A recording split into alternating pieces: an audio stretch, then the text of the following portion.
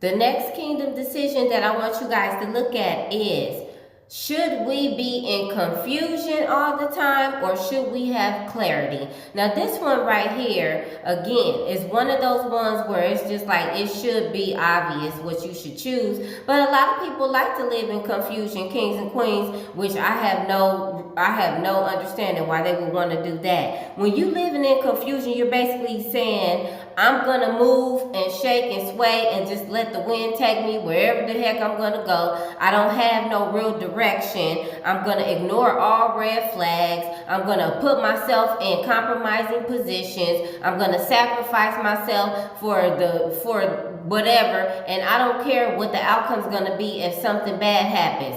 That is what living in confusion is about, okay? Now, does that sound like that's anything you trying to do, kings and queens? Does that even sound high vibrational? Does that sound like it's part of the kingdom? Hell no, it don't. At the end of the day, we want clarity, all right? Here, making kingdom decisions, we need to be clear on everything. You hear Tia Nikki say, be clear on this. That's because we actually set our foundation in clarity only, baby. We do not be sitting up here playing no games. We don't like confusion. We don't like all that extra stuff, that drama. We don't like none of that, baby. We don't roll that way. That type of stuff stresses you out, and what does stress do? Make you look old, and we do not like to look old, okay? And so because we actually make kingdom decisions, we are very clear on everything, and we have clarity.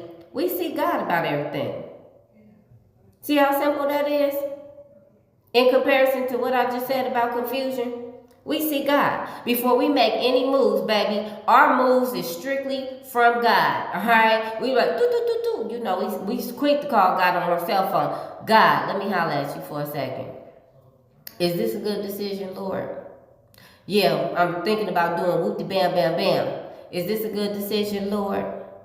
I'm going to wait for you to get back with me. I'm not going to move until you tell me, Lord, that this is a good decision. Because if you don't approve it, Father God, then I ain't going to be able to do it. If you don't approve it, Father God, I ain't going to be able to do it. And that's when you go back to the people or the places or the things that you're trying to encounter. And you say, yay or nay. All right? Yes or no.